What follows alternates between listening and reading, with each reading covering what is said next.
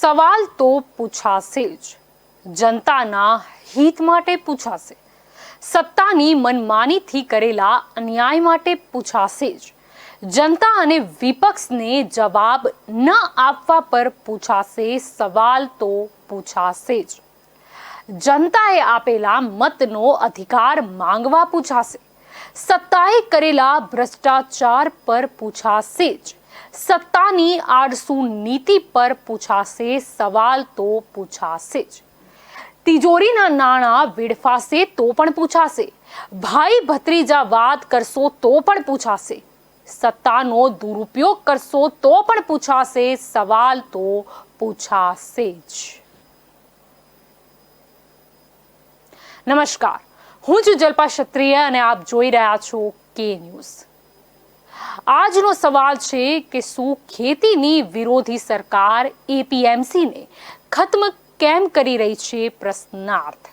ખેડૂતોની લૂંટારૂ સરકાર ખેડૂતોને પોતાના ભાવો નક્કી કરવાનો કાયદો બનાવતી કેમ નથી? પ્રશ્નાર્થ. કાયદાઓની ભરમાર છે પરંતુ ફાયદો જગતના તાતને નહીં એવું કેમ? પ્રશ્નાર્થ. કાયદાઓની જાણે ભ્રમજાળ છે.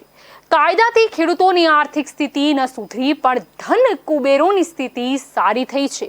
આવું કેમ? પ્રશ્નાર્થ. ગુજરાતમાં ખેત બજારો ખેડૂતોને લાભ આપી ન શક્યા કેમ? પ્રશ્નાર્થ.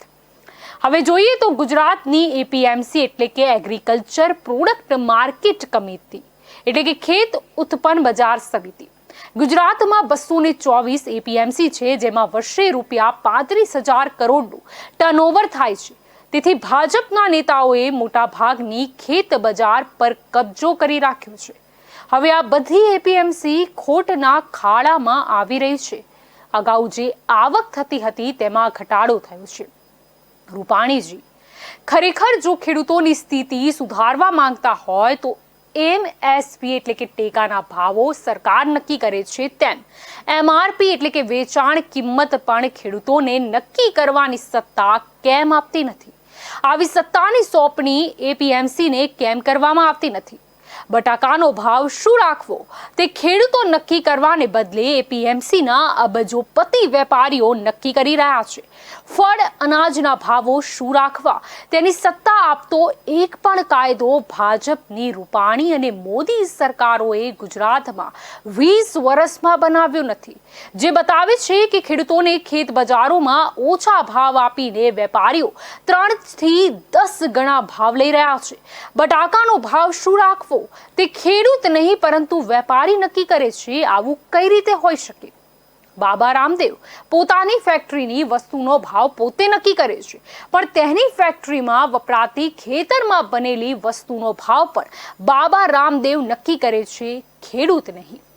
હવે વાત કરવામાં આવે તો ગુજરાતમાં ખેતરમાં પાકતી ચીજોના વેચાણ ભાવ એપીએમસી અગાઉથી જ નક્કી કરે. હરાજીથી આવા ભાવ નક્કી ન કરે એવો કાયદો વહેલી તકે ભાજપની સરકારોએ લાવવો જોઈએ. કારણ કે ટેકાના ભાવે જે વસ્તુ ખરીદવામાં આવે છે તે કુલ ઉત્પાદનના 3% વધુ હોતી નથી. ત્યારે પ્રશ્ન થાય છે કે શા માટે રૂપાણી સરકાર ખેડૂતોની લૂંટ કરી રહી છે? અને આ સવાલ ખેડૂતો જ કરી રહ્યા છે, કારણ કે હવે સવાલ તો પૂછાશે જ.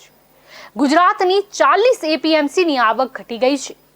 બીજી 110 એપીએમસી આ વર્ષે હિસાબ રજૂ કરશે ત્યારે આવકમાં કરોડો રૂપિયાનો ઘટાડો થયો હોવાનું રજૂ કરાશે. અમદાવાદની એપીએમસીએ 1.5 કરોડની આવક ઓછી કરી છે. નવા કાયદાના લીધે વેપારીઓ શેષની રકમ બચાવવા એપીએમસીની બહારથી ખરીદી કરી રહ્યા છે, જેના કારણે ખાનગી એપીએમસીને મોકળું મેદાન મળ્યું છે. આમે ગુજરાત સરકારે અગાઉ સપ્ટેમ્બર 2020માં સુધારો કર્યો હતો કે ગુજરાતમાં એપીએમસીનો વેપારી ગમે તે સ્થળે વેપાર કરી શકશે. ખાનગી બજાર, ખાસ બજાર, ઈ માર્કેટ, સીધી ખરીદી બજાર, ખેડૂત ગ્રાહક બજારો મંજૂરી આપી હતી. જો કે આમે ગુજરાતના વેપારી ભારતમાં ગમે તે સ્થળે વેપાર કરી જ શકતા હતા. હવે જોઈએ તો ગુજરાત ખેત ઉત્પન્ન બજાર એટલે કે સુધારા વિધેયક 2020 ગુજરાત વિધાનસભાએ 28 સપ્ટેમ્બર 2020 પસાર કર્યું હતું. હવે જોઈએ તો રાજ્યમાં 224 ખેત ઉત્પન્ન બજાર સમિતિઓ કાર્યરત છે. સરકારના નિયંત્રણ હેઠળના ખેત બજાર ખુલ્લી હરાજી, સાચો તોલ અને રોકડ નાણાંના સિદ્ધાંત પર કાર્ય કરે છે. ગુજરાતની મોદી સરકારે ખેત ઉત્પન્ન બજાર અધિનિયમ 1963માં 2007માં સુધારા કર્યા હતા, જેમાં ખાનગી બજાર, ખાસ બજાર, ઈ માર્કેટ, સીધી ખરીદી બજાર, ખેડૂત ગ્રાહક બજારનો સમાવેશ કરવામાં આવ્યો હતો, પણ તેનો અમલ તેઓ કરાવી શક્યા ન હતા. 2015માં ખેડૂત જ બજાર સમિતિના અધ્યક્ષ બની શકે છે એવી જોગવાઈ કરી હતી. 2017માં બજાર સમિતિઓ ક્લીનિંગ, શોર્ટિંગ, ગ્રેડિંગ, બ્રાન્ડિંગ કરી શકે, કોન્ટ્રાક્ટ ફાર્મિંગ કરી શકે તે પ્રકારની જોગવાઈ કરવામાં આવી હતી. પણ આજે 4 વર્ષ થયા છતાં રૂપાણી સરકારે તેનો અમલ તમામ એપીએમસીમાં કર્યો નથી. આગળ વાત કરીએ તો ઈ ટ્રેડિંગનું સ્વપ્ન. રૂપાણીએ 2017ના સુધારામાં ઈ ટ્રેડિંગ પ્લેટફોર્મની વિસ્તૃત જોગવાઈઓ કરવામાં આવી હતી તથા આ પ્લેટફોર્મ સાથે કોઈ પણ ખાનગી વેરહાઉસ, કોલ્ડ સ્ટોરેજ, સાઇલોના માલિક તેને માર્કેટ સબયાર્ડ તરીકે જાહેર કરી જોડાઈ શકશે. નવા ખરીદ વેચાણ કેન્દ્રોની વ્યવસ્થા ઊભી થશે. આવો કાયદો છે, પણ ખેડૂતો નહીં પરંતુ ભાજપના રાજનેતાઓએ ભરપૂર ફાયદો લીધો છે. પણ આ બાબતો તો ઈ ટ્રેડિંગ તરીકે અમલ કરાવી શક્યા નથી. આના સિવાય વાત કરીએ તો હાટ બજાર પણ ખત્મ થઈ ગયા છે. ગુજરાત ખેત ઉત્પન્ન બજાર સુધારા વિધેયક 2020માં આદિજાતિ વિસ્તારોમાં સદીઓથી પરંપરાગત રીતે સ્થાનિક સ્વરાજ્યની સંસ્થાઓ દ્વારા હાટ બજારો ચલાવવામાં આવે છે, જેમાં સામાન્ય નાગરિક કે વેપારી આવીને વસ્તુ વેચી અને ખરીદી શકે છે. હવે આવા લગભગ 202 બજારો બજાર સમિતિના નિયંત્રણ હેઠળ લાવવાની જોગવાઈ કરવામાં આવી છે. આમ છતાં આદિવાસીઓના બજાર ખત્મ થઈ જશે, જ્યાં મૂડીપતિઓનું પ્રભુત્વ સ્થપાઈ જશે. હવે જોઈએ તો એક જ પરવાનો અને વેપાર બધે સમગ્ર રાજ્યને એક બજાર જાહેર કરી વેપારીઓને સિંગલ યુનિફાઈડ લાયસન્સ આપવાની જોગવાઈ કરવામાં આવી છે. ગુજરાતના ખેડૂત સમગ્ર ગુજરાતમાં બજાર સમિતિમાં ખેત ઉત્પાદન વેચી શકતો હતો. સિંગલ યુનિફાઈડ લાયસન્સની જોગવાઈથી ગુજરાતના વેપારી એક જ લાયસન્સથી સમગ્ર ગુજરાતની કોઈ પણ બજાર સમિતિ, મુખ્ય યાર્ડ, સબ યાર્ડ, પ્રાઇવેટ માર્કેટ યાર્ડમાં વેપાર કરી શકે છે. જો કે આ જોગવાઈ અમલી બની નથી. આમે અગાઉ પણ વેપારીઓ ભારતમાં ગમે ત્યાં માલ વેચતા હતા, માત્ર કાયદામાં સુધારો કર્યો છે. કાશ્મીરના સફરજન ગુજરાતમાં વેચાતા હતા. ગુજરાતના બટાકા આખા દેશમાં બજારોમાં વેપારીઓ વેચતા હતા, એટલે કે તેમાં રૂપાણીએ કંઈ જ નવું નથી કર્યું. હવે જોઈએ તો બીજા વેપારીઓ ભાગ લઈ શકે છે. હાલની પરિસ્થિતિમાં બજાર સમિતિએ લાયસન્સ આપેલા વેપારીઓ જ હરાજીમાં હાલ ભાગ લેતા હતા, પરંતુ હવે યુનિફાઈડ લાયસન્સ ધારક વેપારી તમામ બજારોમાં વેપારીની છૂટ મળતા મોટા ભાગના વેપારીઓ, વેપારી પેઢીઓ હરાજીમાં ભાગ લેવાનું ચાલુ કરી શકે છે. જો આમ હોય તો 35 એપીએમસીની આવક આ કાયદા પછી કેમ ઘટી છે તે એક મોટો સવાલ છે. હવે યાદ કરીએ તો રાષ્ટ્રીય બજાર પણ જાહેર ન થયા. માર્કેટ યાર્ડ ઓફ નેશનલ ઇમ્પોર્ટન્સની જોગવાઈ કરવામાં આવી છે, જેમાં બજાર સમિતિમાં વેચાણ અર્થે આવતા કુલ ખેત ઉત્પાદન પૈકી 30% ખેત ઉત્પાદન ગુજરાત સિવાયના ઓછામાં ઓછા 2 રાજ્યોમાંથી આવતું હોય તો તે બજાર સમિતિને MNI એટલે કે market yard of national importance તરીકે જાહેર કરી શકાશે, જેનાથી બજાર સમિતિ રાષ્ટ્રીય ક્ષેત્રે પોતાની હાજરી નોંધાવી શકશે અને રાજ્યો સાથેની તેની વેપારી ભાગીદારીમાં વધારો થશે. પરંતુ આવું કંઈ જ થયું નથી. જેમ અગાઉ ચાલતું હતું તેમ જ કેમ ચાલે છે? પોતાને રાષ્ટ્રવાદી પક્ષ માનતા ભાજપ અને તેની બંને સરકારના બંને વડાઓએ રાષ્ટ્રીય બજાર જાહેર કર્યા નહીં. રાષ્ટ્રવાદ તો પ્રજાના કલ્યાણથી થાય છે, ખેડૂતોના કલ્યાણથી થાય છે. અહીં તો રાષ્ટ્ર વિરોધી કામ થઈ રહ્યા હોવાનો આરોપ ખેડૂતો મૂકી રહ્યા છે. તેઓ કહે છે કે કેમ બિન ખેડૂત મુખ્યપ્રધાન વિજય રૂપાણી આવું કરી રહ્યા છે? ખેત ઉત્પન્ન બજાર સમિતિઓમાં ખેડૂત પ્રતિનિધિઓની સંખ્યા જે 8ની છે તેના બદલે 10 કરવાની જોગવાઈ કરવામાં આવી છે. બજાર સમિતિઓ પોતાના યાર્ડ, સબયાર્ડમાં જ થતા વેપાર પર સેસ લઈ શકશે એવી જોગવાઈ કરી છે. ખાનગી વ્યક્તિ સંચાલિત વેરહાઉસ, કોલ્ડ સ્ટોરેજ, સાઇલોને માર્કેટ સબયાર્ડ તરીકે જાહેર કરવાની જોગવાઈ કરવામાં આવી છે. બજાર સમિતિઓએ લોન લેતા પહેલા તથા મિલકત ખરીદી અને વેચાણ માટે નિયામકની પૂર્વ મંજૂરી લેવી આવશ્યક રહેશે. સરકારે આમ કરીને બજારની મિલકત ઉપર કબજો જમાવી દીધો છે. ત્યારે લોકો પ્રશ્ન પૂછી રહ્યા છે કે શા માટે સરકાર આવું કરી રહી છે, કારણ કે હવે સવાલ તો પૂછાશે જ. કોઈ પણ વ્યક્તિ બજાર સમિતિમાં સતત 2 થી વધુ મુદ્દત માટે ચેરમેન કે વાઇસ ચેરમેન તરીકે રહી શકતા નથી એવું કાયદો કહે છે. હવે જોઈએ તો સરકારે એજન્સી બનાવી જ નહીં. રાજ્ય સરકારની એજન્સી ઈ ટ્રેડિંગ પ્લેટફોર્મની રચના કરી તે પ્લેટફોર્મ ચલાવાશે, જે હેઠળના લાયસન્સ આપવાની કામગીરી પણ કરવામાં આવશે. આ જોગવાઈથી ખાનગી માર્કેટયાર્ડ, વેરહાઉસ, સાયલો, કોલ્ડ સ્ટોરેજને પણ ઈ ટ્રેડિંગ પ્લેટફોર્મ સાથે જોડવામાં આવશે. ખેડૂતોની ચિંતા હોય તો સરકારે ખરેખર કામ કરવું જોઈતું હતું. કાયદા બનાવી દેવાથી ખેડૂતોનું ભલું થતું નથી. હવે જોઈએ તો એવું છે કે ગુજરાત રાજ્ય કૃષિ બજાર બોર્ડને વધુ સત્તા છે. રાજ્યની બજાર સમિતિઓની સાથે સાથે ખાનગી માર્કેટયાર્ડ પણ માર્કેટિંગ બોર્ડ કે રાજ્ય સરકાર ઠરાવે તે રીતે 2% મર્યાદામાં બોર્ડના વિકાસ ફંડમાં ફાળો આપવાનો હોય છે. ખાનગી માર્કેટયાર્ડ પોતાની આવકનો ઠરાવવામાં આપે તે રીતે 2%થી વધુ નહીં તેટલો ફાળો આપશે. ખાનગી માર્કેટયાર્ડ આપેલ ફાળાની રકમમાંથી સંબંધિત સ્થાનિક બજાર સમિતિને 80% રકમ આપવામાં આવશે. 20% રકમ બોર્ડને મળશે. આમ કરોડો રૂપિયાના વિકાસ ફંડ પર રૂપાણી સરકારે આ કાયદાથી કબજો લઈ લીધો છે. ભાજપે સત્તા મેળવી ખેડૂતોની આર્થિક સ્થિતિ ન સુધરી. આવું રૂપાણીજી કેમ કરી રહ્યા છે? કારણ કે હવે સવાલ તો પૂછાશે જ. હવે જોઈએ છે કે વધુ સત્તા મેળવતી રૂપાણી સરકાર છે. આ સુધારા વિધેયકથી 28 જેટલી વ્યાખ્યામાં ફેરફાર અથવા ઉમેરો કરવામાં આવી રહ્યો છે. ત્યારે ખેડૂતની વ્યાખ્યાને વધુ વ્યાપક અને વિસ્તૃત બનાવવામાં આવી છે. ફાર્મર્સ પ્રોડ્યુસર કંપનીની વ્યાખ્યા ઉમેરવામાં આવી છે. આ ઉપરાંત electronic trading, national agriculture market જેવી નવી વ્યાખ્યા ઉમેરવામાં આવી છે, જેથી કાયદાને વધુ સ્પષ્ટ બનાવી શકાય.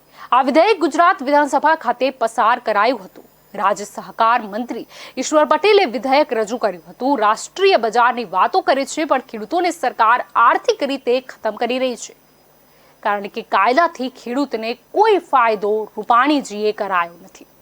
હવે જોઈએ તો પ્રશ્ન એ થાય છે કે શું રૂપાણી એપીએમસીને ખત્મ કરી રહ્યા છે? ભાજપની રાજ્ય સરકાર ખેડૂતોને ધીમે ધીમે ખત્મ કરી રહી છે. આ અંગેનો એક મજબૂત પુરાવો કોંગ્રેસ પક્ષના થોડાબંધ ધારાસભ્યોએ ગુજરાત વિધાનસભામાં આપ્યો હતો. સરકાર 3 કાયદા દ્વારા એપીએમસીને ખતમ કરે તે પહેલા ગુજરાતની ખેડૂત વિરોધી ભાજપની વિજય રૂપાણીની સરકારે ફંડ આપવાનું જ મોટા ભાગે બંધ કરી દીધું છે. હવે એપીએમસી આધુનિક નહીં રહે તો ખાનગી ખેત બજારો વધારે આધુનિક બનીને ખેડૂતોનો માલ લેવા લાગશે. સરકારે હવે જાણે નાણાં આપવાનું જ બંધ કરી દીધું છે. આમ ખેડૂતોની બજારો પર ભાજપે રાજકીય કબજો કરીને હવે તેમને આર્થિક રીતે ખત્મ કરવાનું ષડયંત્ર રૂપાણીની નબળી સરકારે રચી લીધું છે અને સહાય ઓછી કરી નાખી છે. રાજ્ય સરકાર ખેડૂતોની આવક બમણી કરવાના દાવાઓ કરે છે, પરંતુ બજાર સમિતિઓને આધુનિક બનાવવા માટે વર્ષ 2019માં માત્ર 3 જ બજાર સમિતિઓને ₹1.45 કરોડ અને વર્ષ 2020માં માત્ર 7 બજાર સમિતિઓને 1.94 કરોડ સહાય ચૂકવવામાં આવી હતી. વર્ષ 2020માં તો મોટાભાગની એવી બજાર સમિતિઓને છે કે જે વિસ્તારમાં વિધાનસભાની પેટા ચૂંટણીઓ આવતી હતી તેવા વિસ્તારની બજાર સમિતિઓને જ સહાય ચૂકવવામાં આવી હતી.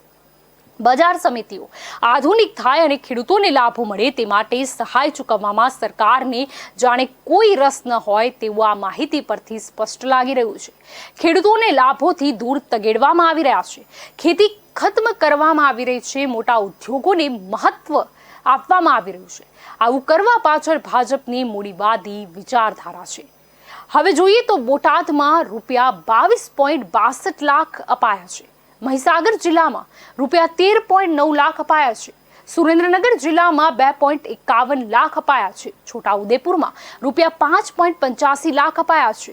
મોરબીમાં ₹50 લાખ અપાયા હતા તો ભાવનગરમાં ₹48.75 લાખ અપાયા હતા. આમ ₹2 કરોડ જેવી મામૂલી રકમ 33 જિલ્લામાંથી આ 6 જિલ્લાઓમાં જ આપવામાં આવી હતી. ત્યારે રૂપાણી સરકાર ખેડૂતોને આર્થિક રીતે કેમ કંગાળ કરી રહી છે? શા માટે આવું કરી રહી છે? આ સવાલ ખેડૂતો પૂછી રહ્યા છે. ખેડૂતો માને છે કે 47% રોજગારી ખેતીમાંથી લોકોને મળે છે, તો તેને શા માટે ખત્મ કરી રહ્યા છે? કેમ મૂડીપતિઓની કઠપૂતળી રૂપાણી બનીને નાચ કરી રહ્યા છે? કારણ કે હવે સવાલ તો પૂછાશે જ.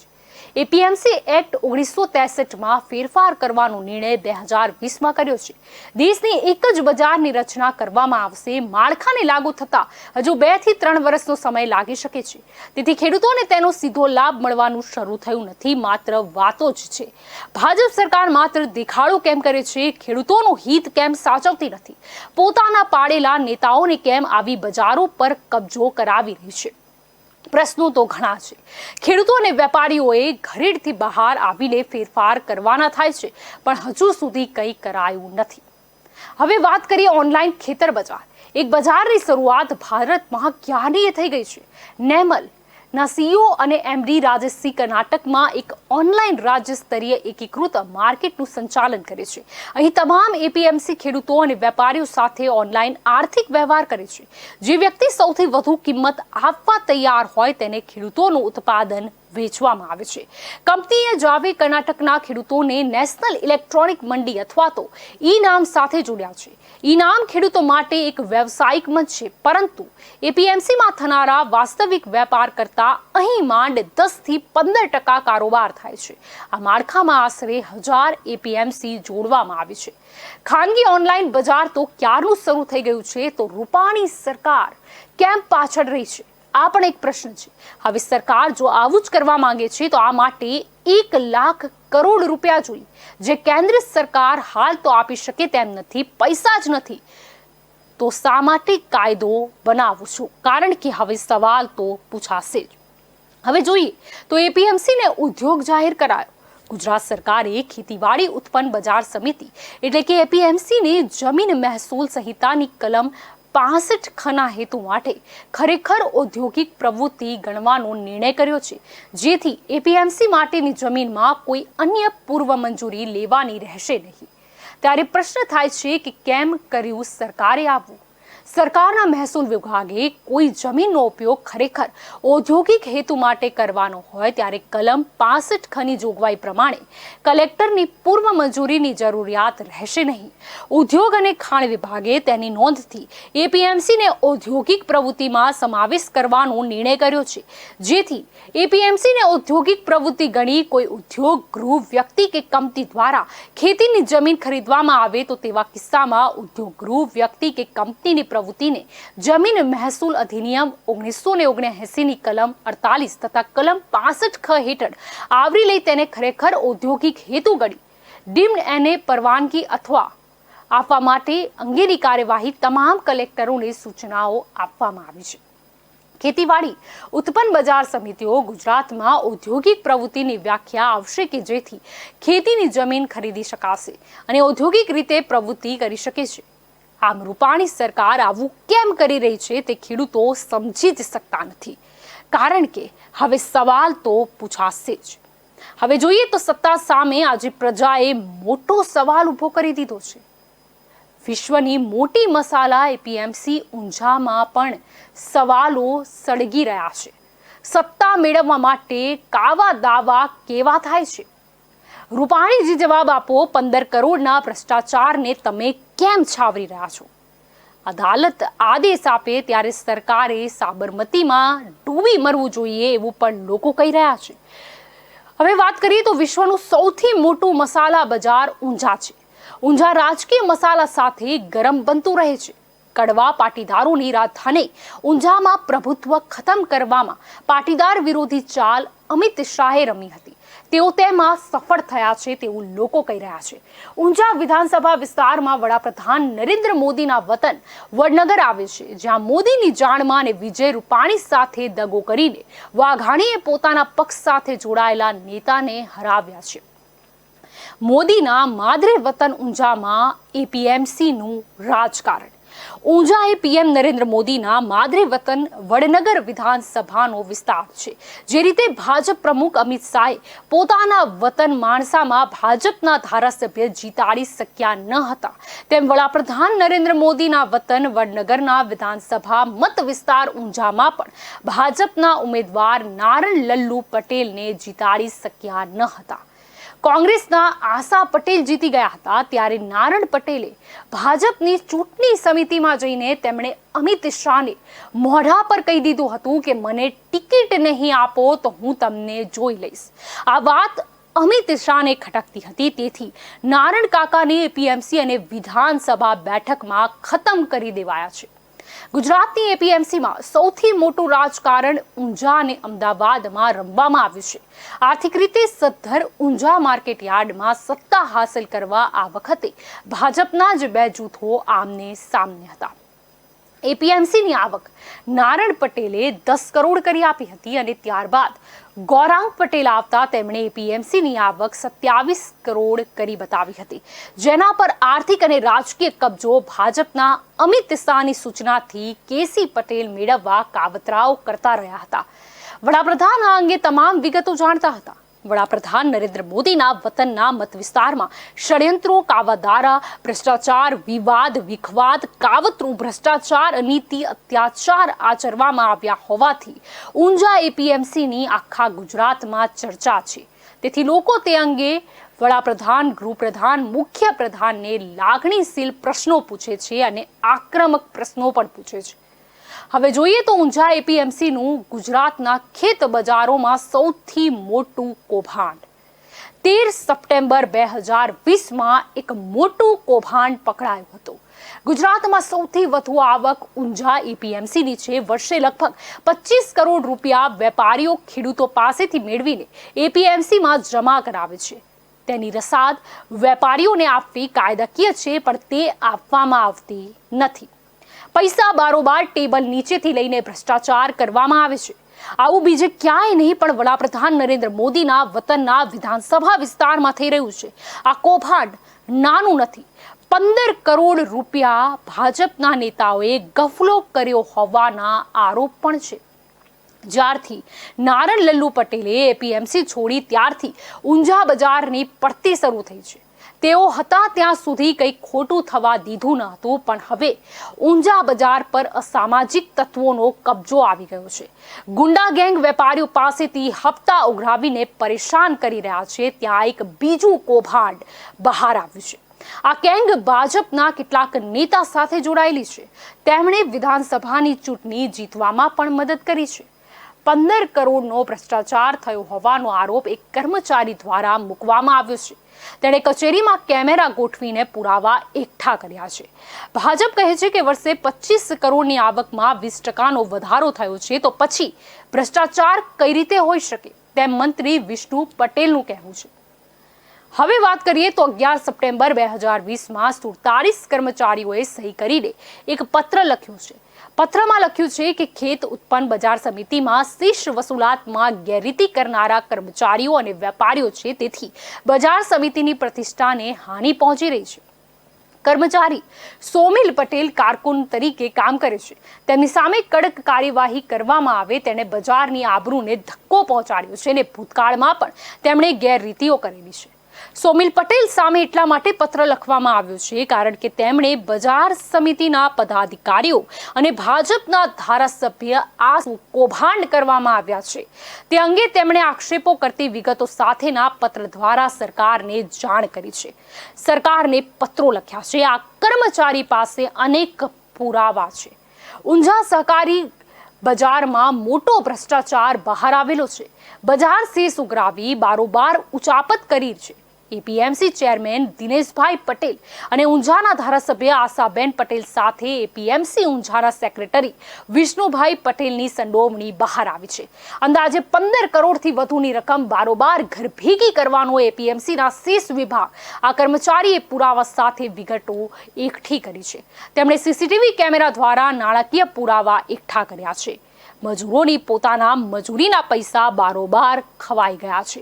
ઊંઝા ખેતીવાડી ઉત્પન્ન બજાર સમિતિના મંત્રી વિષ્ણુએ મણી પટેલે તુરંત પોલીસને એક પત્ર લખ્યું છે. તેમણે આરોપ મૂક્યો છે કે કચેરીમાં સીસીટીવી કેમેરા ગોઠવીને ગોપનીય બાબતો રેકોર્ડ કરવામાં આવી છે.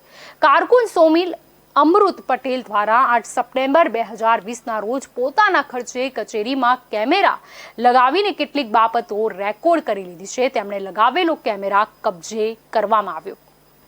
તેમણે નિવેદનમાં સહી તો કરી આપી, પણ તે સહી થોડા સમયમાં ઉડી જાય એવી કરી હતી. તેનો ફોટો મંત્રીએ પાડી લીધો હતો, તેથી તેમની પાસે તે પુરાવો છે અને તેથી પોલીસ આ અંગે ફરિયાદ નોંધે. તેણે ઘણા લાંબા સમયથી આ કેમેરા લગાવીને કચેરીમાં જે કૌભાંડ થતા હતા તે રેકોર્ડ કરેલા છે, જેમાં સીસની રકમ કોણ લેવા આવતું હતું તે પણ કેદ થયેલું છે. હવે જોઈએ તો કારકુન સોમિલ અમૃત પટેલે પોલીસને ઈમેલ કરીને તેની પાસે વિડીયોમાં અનેક પુરાવા હોવાનું જણાવ્યું છે. તેથી વિષ્ણુ પટેલે સોમિલ સામે પગલાં લેવા માટે નોટિસ 10 સપ્ટેમ્બર 2020માં આપી છે. મંત્રી વિષ્ણુ પટેલ અને અધ્યક્ષ દિનેશ પટેલ સામે પુરાવા હોવાના ઈમેલ અનેક સ્થળે કર્યા છે. 11 સપ્ટેમ્બરે બીજી એક નોટિસ આપી છે. ગાંધીનગરમાં કેટલાક લોકો મળી આવ્યા છે, તેથી ગાંધીનગરથી તપાસ ન થાય તે માટે તમામ પ્રયાસો થઈ રહ્યા છે. હવે પ્રશ્ન થાય છે અને વિષય છે કે અંદરના વર્તુળો શું કહે છે. ઊંઝા પોલીસે ઘણા દિવસો સુધી FIR નોંધી ન હતી. જાણવા જોગ ગણેલું છે. 5 જણની ગેંગ સીસની રકમ દર વર્ષે જોઈએ તો કેટલી ભેગી થતી હશે. 15 દિવસે વેપારીઓ જમા કરાવે તે જમા લેવાના બદલે ઘરે લઈ જતા હોવાનો આરોપ ઊંઝા બજાર સાથે સંકળાયેલા પૂર્વ હોદ્દેદારો કહી રહ્યા છે. પોલીસ સ્ટેશનને ઈમેલ કરીને કોણ કેટલા પૈસા લઈ ગયા છે તેની જાણ કરી છે. તે પોતે પોલીસ સમક્ષ હાજર થયો નથી. ભ્રષ્ટાચારની મોટી રકમ છે. કોને કેટલી રકમ આપી તે અંગે મેલમાં કહ્યું છે. આ ગેંગમાં APMCમાં જે હોદ્દેદાર છે તે સોમિલના કુટુંબના પણ છે. કેટલાક લોકો 1200 કરોડના વેરા ગોટાળામાં ભાગતા ફરી રહ્યા છે. વેપારીઓ પાસેથી પૈસા વસૂલતી ગેંગ આની પાછળ હોવાનું માનવામાં આવી રહ્યું છે. ઊંઝા બજારમાં કોઈ કનુ પટેલને બારોબાર પૈસા આપવામાં આવતા હતા. અધર ઇન્કમ 8 થી 10 કરોડની થતી હતી. તો પછી વિજય રૂપાણી તમે કેમ ખાતાકીય તપાસ કરાવતા નથી કે પછી કોને બચાવવા માંગો છો? હવે જોઈએ તો ડાયરેક્ટર સંજય પટેલ અને ચેરમેન દિનેશ પટેલનો વિખવાદ જવાબદાર છે. ઊંઝા APMCના ડાયરેક્ટરના ભત્રીજા અને ક્લર્ક તરીકે ફરજ બજાવતા સોમિલે આક્ષેપ કર્યો છે. આક્ષેપ કરનારાઓની GST ચોરી કેસમાં સંડોવણી છે. GST ચોરી કેસમાં મદદ નહીં કરતા મારા પર આક્ષેપ લગાવ્યા હતા. ડિરેક્ટરે પોતાના ભત્રીજા મારફતે કેમેરા લગાવી મારા પર આક્ષેપ કર્યા છે. સંજય પટેલ નામના ડાયરેક્ટર GST ચોરીમાં સંડોવાયેલા છે. તો કોઓપરેટિવ સભ્ય મીનાબેન પટેલના દિયર ધર્મેન્દ્ર ઉર્ફે ધમો મિલન જુગારના કેસમાં પકડાયો હતો. આ કેસમાં મદદ નહીં કરતા સંજય પટેલે પોતાના ભત્રીજાને કેમેરા લગાવ્યા હતા અને ત્યારબાદ આક્ષેપ કરવામાં આવ્યા છે. હવે રૂપાણીજી આ પ્રશ્નનો જવાબ તો આપો. ઊંઝા APMCમાં કૌભાંડ કરનારાઓ કોણ છે? આરોપ પ્રત્યારોપ વચ્ચે કોણ કરી રહ્યું છે કૌભાંડ? 15 કરોડની સેસ ચેરમેન દિનેશ પટેલે ઘર ભેગી કરી તો તેની તપાસ કેમ નહીં? બચાવ માટે GST ચોરી કેસમાં મદદ ન કરી હોવાના તથ્યોની શું તપાસ થશે? પ્રશ્નાર્થ. હવે જોઈએ અદાલતનો આદેશ. ઊંઝા અદાલતે ગાંધીનગર CID ક્રાઇમમાં ફરિયાદ નોંધવા 20 મે 2021ના રોજ આદેશ કર્યો છે.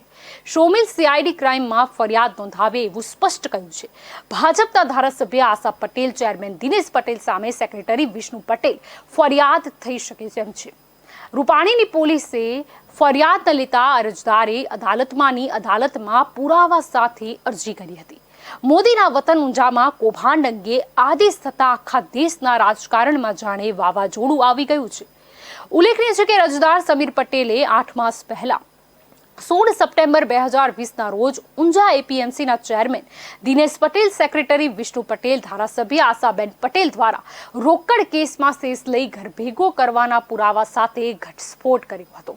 અને આ અંગે સમીર પટેલે નાયબ મુખ્યમંત્રી નીતિન પટેલ, ગૃહમંત્રી પ્રદીપસિંહ જાડેજા, ઊંઝા પોલીસ મથકના PIને લેખિતમાં ફરિયાદ પણ કરી હતી. તો સાથે ગાંધીનગર સ્થિત રાજ્યના ઉચ્ચ પોલીસ અધિકારીઓને લેખિત ફરિયાદ કરી હતી. IPCની કલમ 405, 406, 409, 464, 467, 471 અને 120B મુજબ ફરિયાદ નોંધવા અને 60 દિવસમાં તપાસ પૂરી કરી અદાલતમાં અહેવાલ રજૂ કરવાનો આદેશ કર્યો છે. સોમિલ પટેલના જણાવ્યા અનુસાર છેલ્લા કેટલાય સમયથી પુરાવાઓ ભેગા કરી અને સમગ્ર કૌભાંડ ખુલ્લું પાડ્યું હતું.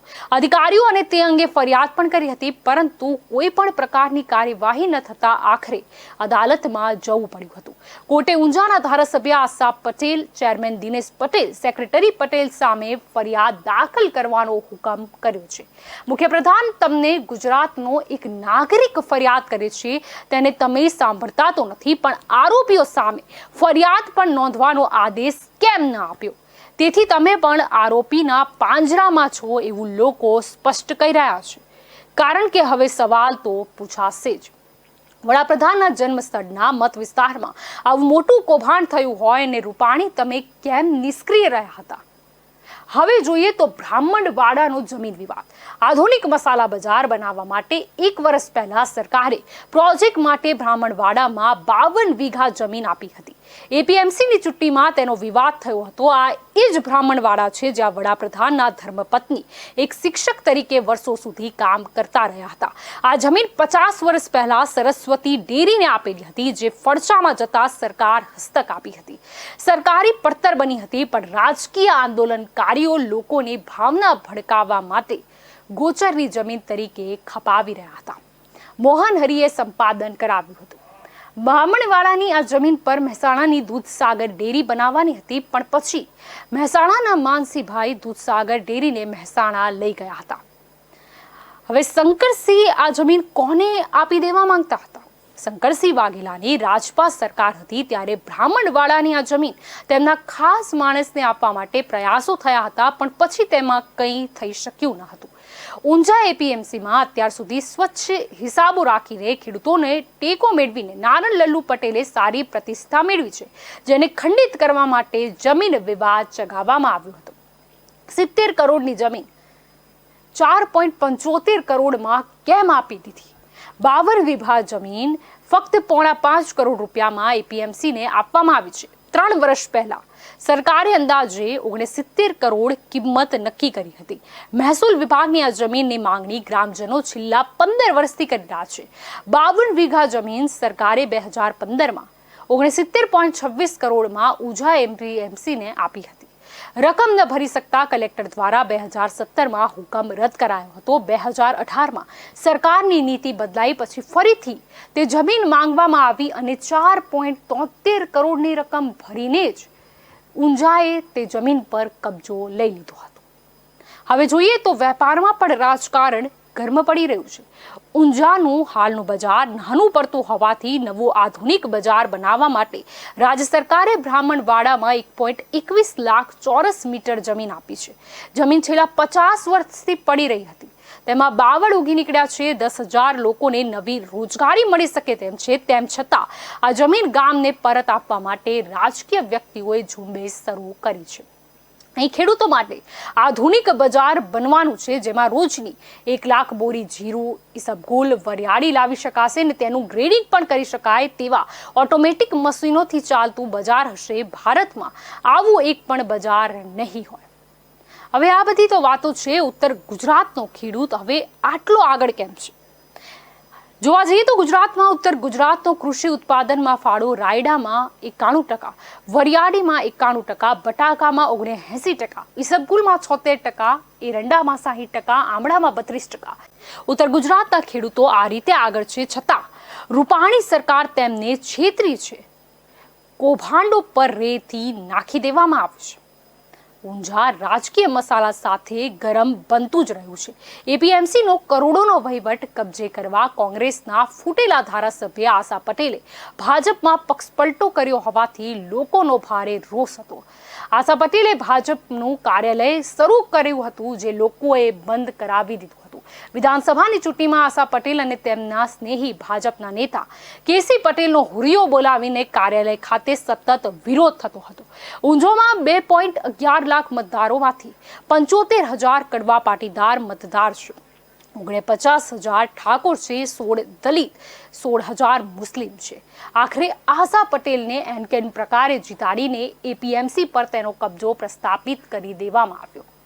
હવે જોઈએ તો ગુજરાતનું સૌથી મોટું કૌભાંડ જીએસટી કૌભાંડ. ગુજરાતના આ સુધીના સૌથી મોટું જીએસટી બોગસ બિલિંગ કૌભાંડ એપીએમસી સાથે જોડાયેલા વેપારીઓએ કર્યું હતું. બીજાના નામે કેન્દ્ર સરકાર અને ગુજરાત સરકારના 3000 કરોડ જેવી રકમના વેરાના નાણાં પોતે લઈ લીધા હતા. આ નાણાંમાંથી ઊંઝા વિધાનસભાની પેટા ચૂંટણીમાં એક રાજકીય પક્ષના ઉમેદવારને જીતાડવા માટે આ નાણાં વપરાયા હોવાનું માનવામાં આવે છે.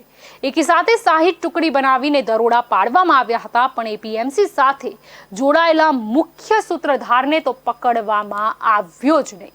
પાછળથી કાર્યવાહી થઈ હતી. 4000 પાનાના પુરાવા ઓનલાઈન મળી આવ્યા હતા. 5 સભ્યોની ગેંગને કોઈ જાણ ભેદુએ 2 દિવસ અગાઉ જાણ કરી દીધી હતી. આખરે ગુજરાતની ભાજપની સરકારે અહીં 3000 કરોડના કૌભાંડ માત્ર 30 કરોડનું બતાવીને ભ્રષ્ટ રાજનેતાઓએ કૌભાંડ પર ઠંડુ પાણી રેડી દીધું હતું. પછી ભ્રષ્ટાચારની આગ જરતી તેજી આવી છે. ઊંઝા ગેંગના સંજય માધા અને શંકર નામના 2 શખ્સો ભૂગર્ભમાં ઉતરી ગયા હતા, જ્યારે મિલન બંધુ હાજર રહ્યા હતા. મિલન બંધુએ જીએસટીના અધિકારીએ શરૂઆતમાં 1.5 કરોડની ઓફર કરી હતી, પરંતુ અધિકારીએ મચક ના આપી અને આખરે રાજકીય દબાણ લાવવામાં આવ્યું. ત્યારે પ્રશ્ન થાય છે કે રૂપાણીજી, તમે સત્તા ટકાવી રાખવા કેમ મૌન બની જાઓ છો? તપાસ તો કરાવો. 3000 કરોડના કૌભાંડમાં તમારી સરકારે તેમાં કેટલા કરોડનું કૌભાંડ કર્યું છે? કારણ કે હવે સવાલ તો પૂછાશે. હવે યાદ કરી લઈએ તો જનરલ ડાયર અમિત શાહ ગો બેકના નારા લગાવવામાં આવ્યા હતા. ઊંઝામાં 18 થી 22 ડિસેમ્બર 2019ના રોજ લક્ષચંડી મહાયજ્ઞ થયો હતો, જેમાં 55 લાખ લોકો આવ્યા હતા. તે ખર્ચ ઊંઝા એપીએમસીના વેપારીઓએ પણ આપ્યું હતું. યજ્ઞમાં રાજકીય કાવતરું ગોઠવીને સીકે પટેલ અને બીજાઓએ અમિત શાહને લાવવા માટે ષડયંત્ર બનાવ્યું હતું, જેમાં અમિત શાહના આબરૂના ધજાગરા ઉડી ગયા હતા. જેમ સુરતમાં થયું તેમ ઊંઝામાં થઈ રહ્યું હતું. જનરલ ડાયર અમિત શાહ, જો યજ્ઞને અપવિત્ર કરવામાં આવશે તો તેનો સામનો કરવાની જાહેરાત કરવામાં આવી, જેની પાછળ એપીએમસીના કેટલાક વેપારીઓ હતા. હવે જોઈએ તો 144 લોકો પણ જેલમાં છે. ગોધરા કાંડથી નરેન્દ્ર મોદી લગાતાર 19 વર્ષથી સત્તા ભોગવી રહ્યા છે. ભાજપના કારણે જ, કારણ કે 144 પાટીદાર લોકો જેલમાં છે, આજીવન કેદ ભોગવી રહ્યા છે. અસંખ્ય પાટીદારો પર ખોટા ગુના દાખલ કરી રહ્યા છે, જેના મુખ્ય સૂત્રધાર જનરલ ડાયર અમિત શાહ છે તેવું લોકોનું માનવું છે, જેને લક્ષચંડી યજ્ઞમાં મુખ્ય મહેમાન તરીકે આમંત્રણ આપવામાં આવ્યું છે તે રદ કરી દેવામાં આવે અને અમિત શાહનું આમંત્રણ 24 કલાકમાં રદ નહીં કરાય તો ઉપવાસ પર બેસવાની ચેતવણી ઊંઝા મંદિરના ફૂટેલા ટ્રસ્ટીઓને આપવામાં આવી હતી. કૌશિક વિઠ્ઠલ પટેલ અને ધનજી પાટીદાર યજ્ઞશાળાની આગળ Amit Shah general Dyer go back પાછા જાઓના નારા લગાવવાની જાહેરાત પણ કરી હતી. ઊંઝા એપીએમસી કબજે કરવાનો તે એક પ્લાન હતો. વિજય રૂપાણી, અમિત શાહ અને નરેન્દ્ર મોદી કેમ મૌન છે તેવો પ્રશ્ન ઊંઝામાં જીરું લઈ જતા ખેડૂતો પણ પૂછી રહ્યા હતા. તોફાન કરનારાઓ 19 વર્ષથી સત્તામાં અને ખેડૂતો જેલમાં, એવું કેમ? ધનજી પાટીદારે જણાવ્યું હતું કે ઉમિયાના નામના અને પાટીદાર સમાજના મુઠ્ઠીભર નેતાઓ ઊંઝા એપીએમસી અને અમુક સંસ્થાના ટ્રસ્ટીઓ ભેગા થઈને ધજાગરા ઉડાવી રહ્યા છે.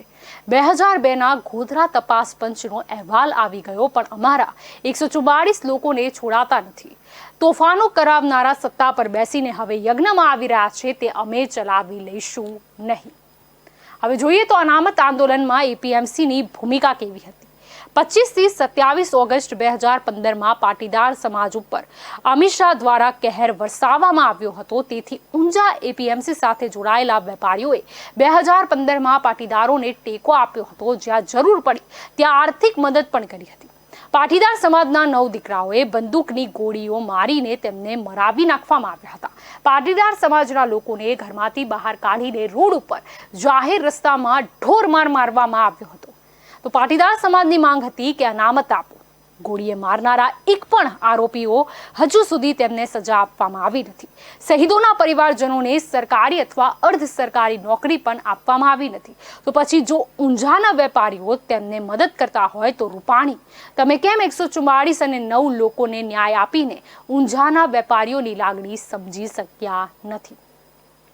જ્યાં 1100 પ્રકાંડ પંડિતોએ દુર્ગા સપ્તશતીના 700 શ્લોકથી 1 લાખ ચંડી પાઠ કર્યા હતા। આ મહોત્સવમાં આશરે 20 લાખથી વધુ લોકોએ ભોજન પ્રસાદનો લાભ લીધો હતો। જો આ સંચાલન ભાજપમાં પાછળથી જોડાયેલા અધિકારીઓ કરાવી શક્યા હોત તો રૂપાણી તમે કેમ એપીએમસીને તોડી રહેલા ભાજપના નેતાઓને કંઈ કહેતા નથી? કારણ કે હવે સવાલ તો પૂછાશે જ। હવે જોઈએ તો ભાજપના પક્ષપલટુ નેતા કઈ રીતે મદદ કરી હતી ઊંઝામાં। જીરું, વરિયાળી, સોપારી, રાજગરો અને તમામ મસાલા પાકનો વેપાર કરતી પેઢી પર જીએસટી દરોડા પાડવામાં આવ્યા હતા। મહારાજા સ્પાઇસના માલિક સંજય પ્રહલાદ પટેલને ભરવા માટે કહેવામાં આવ્યું હતું। 2017-18 અને 18-19 એમ 2 વર્ષના હિસાબો તપાસતા કુલ 3.81 કરોડની કરચોરી પકડાઈ હતી। પૂછપરછમાં ઊંઝાના ભાજપના પક્ષપલટુ નેતા કઈ રીતે મદદ કરી હતી તે હવે તમે મુખ્યપ્રધાન બહાર લાવો। વેપારી માલ સ્ટોક રાખતા નથી, કોઈ ગોડાઉન નથી, માલની ઇનવર્ડ સપ્લાય મેળવી બારોબાર આઉટવર્ડ સપ્લાય માટે ઈ-વે બિલો બનાવવામાં આવતા હતા, જેમાં કેટલાક બિલો રદ કરી દેવાયા છે। ઈ-વે બિલના પાઠ બીમાં ગોટાળા બહાર આવ્યા હતા। જીરુની ખરીદી કરીને હતી ને તેનું વેચાણ કરીને માલને ટ્રકમાં મોકલી આપ્યો હતો। કુલ 89 ટ્રકોનો રૂપિયા 2.44 કરોડનો માલ આ રીતે વેરો ભર્યા વગર વેચાણ કર્યું હોવાનું 13 કરોડનું મોટું કૌભાંડ પકડાયું હતું।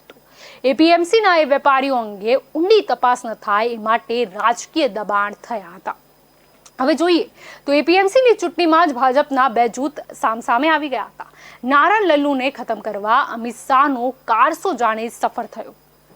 ભાજપના પૂર્વ પ્રદેશ પ્રમુખ જીતેન્દ્ર વાઘાણીએ પોતાના પક્ષને ઊંઝા અને મહેસાણામાં 55 વર્ષથી ભગવો ઝંડો લહેરાવનાર ઊંઝાના સૌથી મોટા મરી મસાલાના વેપારી એવા નારણ લલ્લુ પટેલનું રાજકારણ ખતમ કરીને અમિત શાહની સૂચનાથી 21 મંડળીઓ રદ કરીને હરાવી દેવામાં સફળ રહ્યા હતા। હવે જોઈએ તો 33 વર્ષ પછી એપીએમસીમાં પરિવર્તન હતું। નારણ પટેલ કડવા પાટીદારોના વગદાર નેતા છે।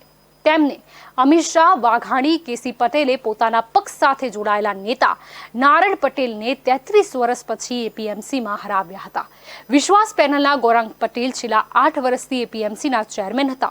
અગાઉ તેમના પિતા નારણ કાકાએ આશા પટેલની ભાજપમાં એન્ટ્રી પર નારાજગી પણ દર્શાવી હતી, જેથી 2 જૂથો વચ્ચે રાજનીતિ ચાલી રહી હતી। એશિયાની સૌથી મોટી ખેડૂત બજાર ઊંઝાએ કબજે કરવા માટે વિધાનસભા કરતાં પણ વધુ ખર્ચ ભાજપના નવા નેતાઓએ કર્યો હતો। ભાજપની એક પેનલના એક બિલ્ડર ચૂંટણી જીતવા માટે 5 કરોડનો ખર્ચ કરી નાખ્યો હતો।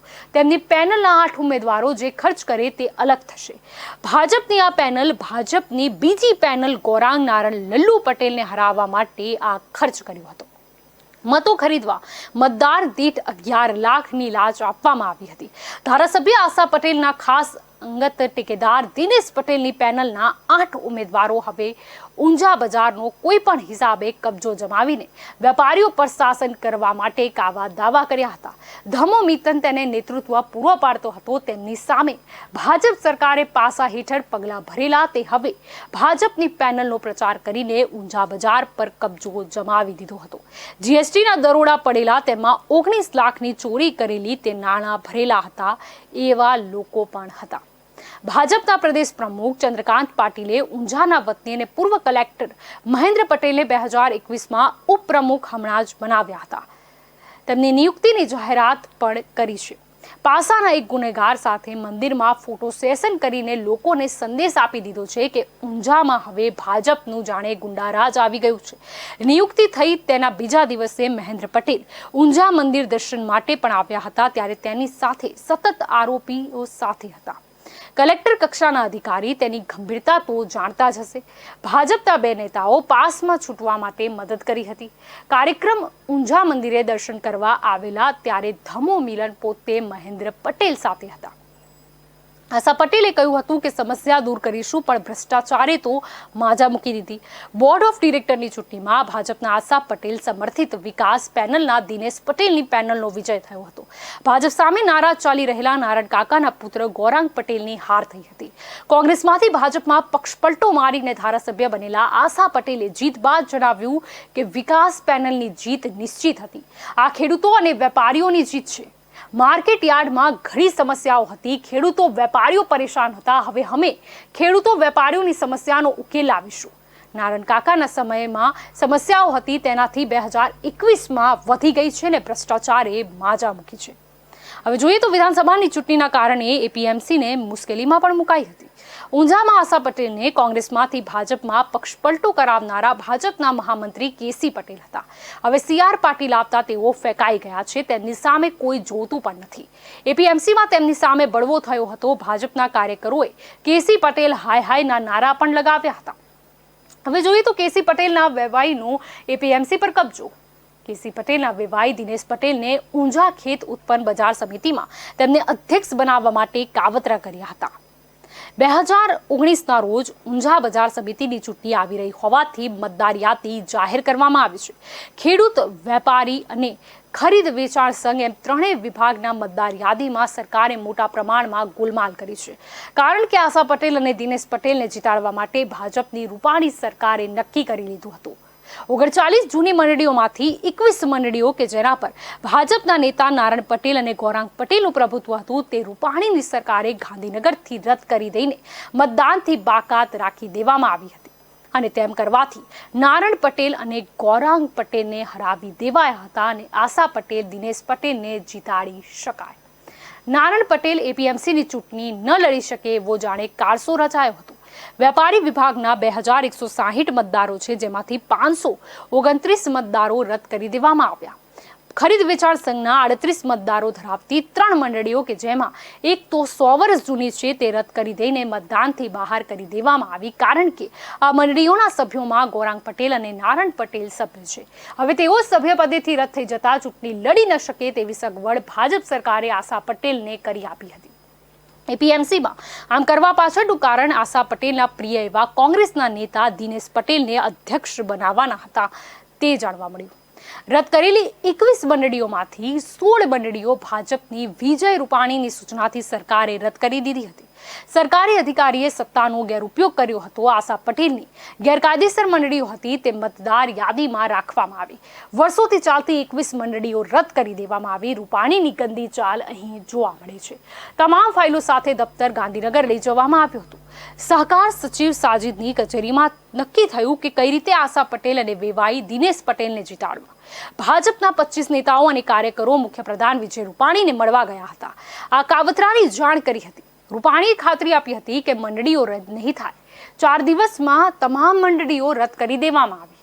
એટલે કે વિજય રૂપાણી જુઠ્ઠું બોલીને ગંદી રાજરમત રમ્યા હતા. કેસી પટેલ પોતે આ બધું પોતાના વેવાઈ દિનેશ પટેલ કે જે કોંગ્રેસમાં છે તેના માટે કરી રહ્યા હતા. તેઓ દિનેશ પટેલને ઊંઝા એપીએમસીના ચેરમેન બનાવવામાં આ રીતે સફળ પણ થયા. હવે કેસી પટેલનું જ રાજકારણ ખતમ થઈ ગયું છે. આશા પટેલને ભાજપમાં લાવતા મહેસાણા અને ઊંઝાના કાર્યકરો કેસી પટેલનો જાહેરમાં વિરોધ કર્યો. વેવાઈ વાત બંધ કરોના નારા પણ તેમની સામે લગાવવામાં આવ્યા. અધ્યક્ષ દિનેશ પટેલ ભાજપના સભ્ય નથી. તેની લાયકાત એ છે કે તે ભાજપના મહામંત્રી કેસી પટેલના વેવાઈ છે. દિનેશ પટેલ ઉપેરા ગામના વતની છે અને ઊંઝામાં રહે છે. તેઓ બિલ્ડર છે. તેમને સરકારી કોન્ટ્રાક્ટ પણ ભાજપના નેતા અપાવે છે. આશા પટેલે જ અગાઉ જાહેર કર્યું હતું કે તે ઝાંસીના રાણી છે. કેસી પટેલે કહ્યું હતું કે કોંગ્રેસ એક જ પરિવારનો પક્ષ છે, પણ તેઓ પોતે એક પરિવારને ઊંઝા એપીએમસીમાં લાવ્યા છે. વેવાઈને મદદ કરીને પરિવારવાદ ઊભો કરી રહ્યા છે. હવે પ્રશ્ન થાય છે કે મુખ્યપ્રધાન તમે કઈ રીતે આવો પરિવારવાદ ચલાવી શકો છો? બીજી વાત કરીએ તો 20 કરોડની સોદાબાજી. કોંગ્રેસના મંત્રી અને પાસ પૂર્વ કન્વીનર નરેન્દ્ર પટેલે પત્રકાર પરિષદમાં અગાઉ આક્ષેપ કર્યો હતો કે આશા પટેલે 20 કરોડ રૂપિયા લઈને ભાજપ સાથે સેટિંગ કરીને કોંગ્રેસ સાથે છેડો ફાડ્યો હતો.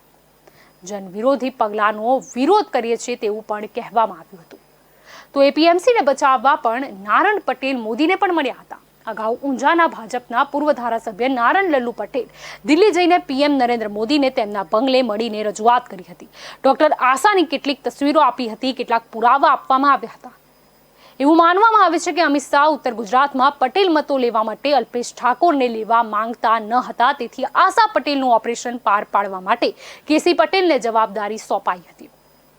હવે સમજીએ મોદી અને અમિતની ખામ થિયરી.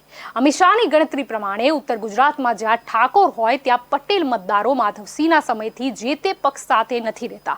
તેથી કાં તો ઠાકોર મત પસંદ કરવાના હતા કાં તો પટેલ મત પસંદ કરવાના હતા, જેમાં કેસી પટેલની સલાહથી પટેલ મત પસંદ કરાયા હતા. ઊંઝા એપીએમસી દિનેશ પટેલને મળે અને ધારાસભ્ય પદ આશા પટેલને મળે તે માટે અમિત શાહે નક્કી કર્યું હતું. તેમની ગણતરી ઉત્તર ગુજરાતમાં કોંગ્રેસનું વધેલું મહત્વ ઘટાડવા માટે હતી.